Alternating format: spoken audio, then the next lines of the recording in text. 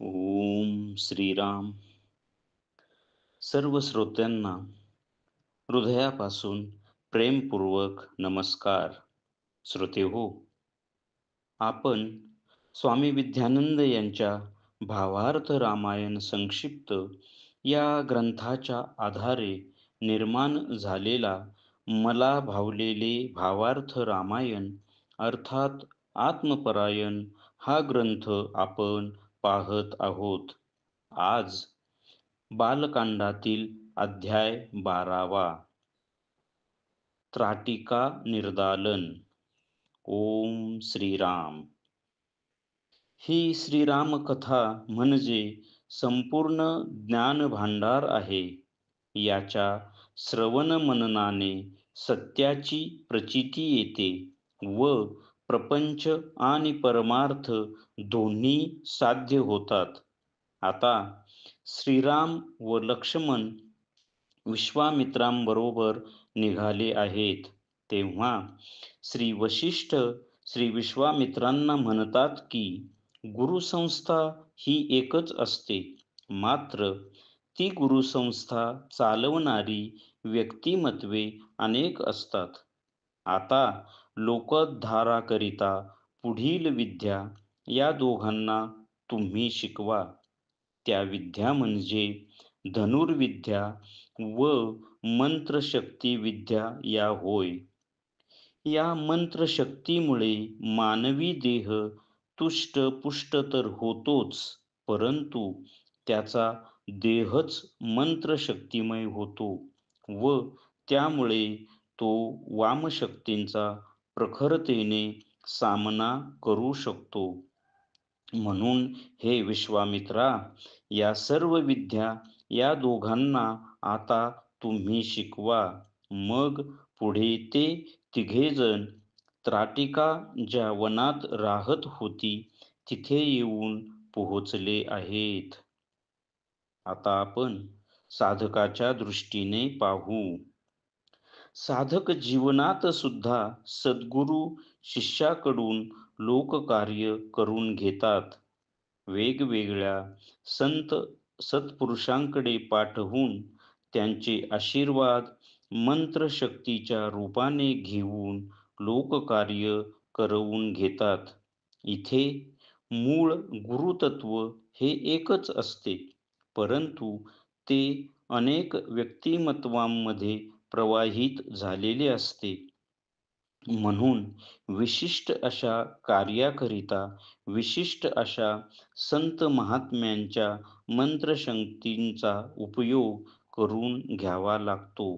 त्याकरिता सद्गुरू साधकाच्या ठिकाणी लोककार्याकरिता अशी योजना करतात. लोकोद्धाराचे कार्य मोठे अवघड असते आणि त्याकरिता मंत्रशक्तींचा वापर करावाच लागतो. जरी साधक आत्मज्ञानी झाला तरी लोककार्य करताना वामशक्तींशी लढावे लागते. म्हणून त्याकरिता मंत्रशक्तींचाच वापर करावा लागतो.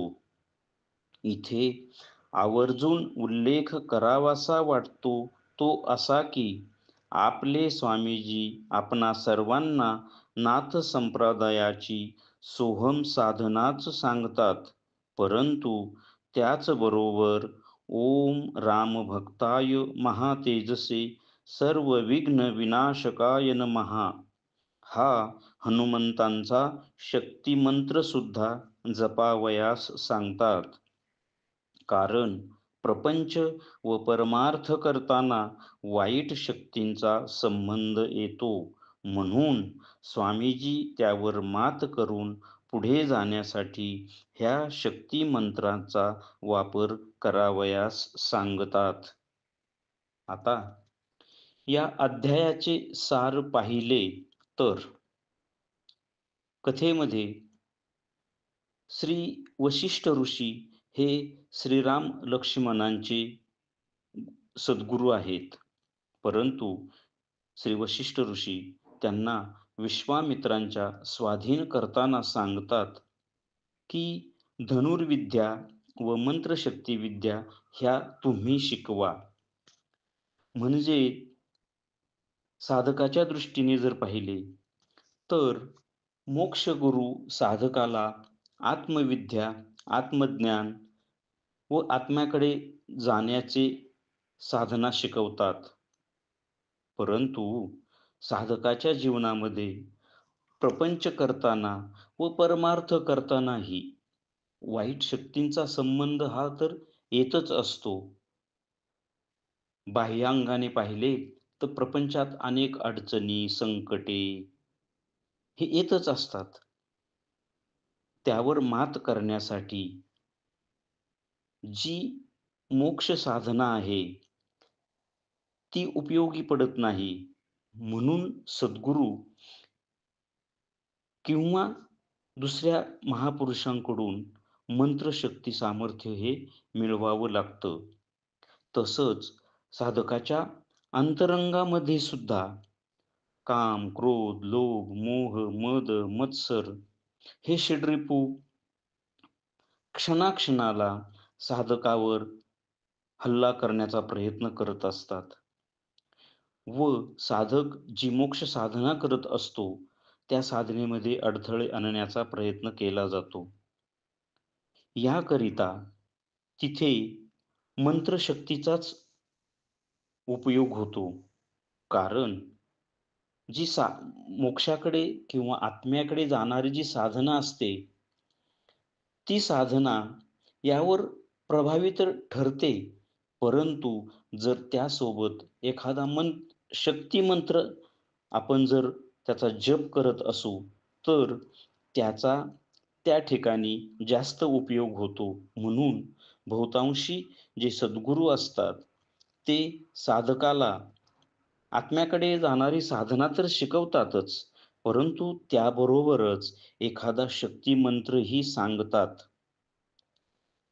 जो मोक्षगुरू असतो, तो अशा दोन्ही पद्धतींचा साधकाला किंवा शिष्याला अवलंब करावयास सांगतो. इथे आपण पाहिलेच, की स्वामी विद्यानंद हे नाथ संप्रदायाचे अध्वर्यू आहेत. नाथ संप्रदायातील श्री ज्ञानेश्वरांच्या नंतर 10वे गुरु शिष्य परंपरेने 10वे सत्पुरुष आहेत. ते नाथ संप्रदायाची सोहम साधनाच आपल्या सर्व शिष्यांना शिकवतात व सांगतात. परंतु त्याचबरोबर या साधनेवर प्रवास करण्यासाठी जे शक्ती, जे बळ, जे सामर्थ्य पाहिजे त्याकरता ते श्री हनुमंतांची भक्ती शिकवतात व ओम राम भक्ताय महातेजसे सर्व विघ्न विनाशकाय नमः हा मंत्राची निदान एक माळ तरी जप करावयास सांगतात. ती कशासाठी? तर शिष्याचा प्रपंचही व्यवस्थित व्हावा व शिष्याचा परमार्थही व्यवस्थित व्हावा. म्हणून साधकाने किंवा आपण सर्वांनीच हे लक्षात ठेवावे, की आत्म्याकडे जाणारी साधना तर आपण करावयाचीच आहे, परंतु त्याबरोबरच असा एखादा शक्ती मंत्राचा जप सुद्धा करावा, म्हणजे त्याने आपली साधना व्यवस्थितपणे पार पडते व आपला प्रपंचही सुखरूप होतो. ओम श्रीरामार्पणमस्तु. हरि ओम तत्सत ब्रह्मार्पणमस्तु.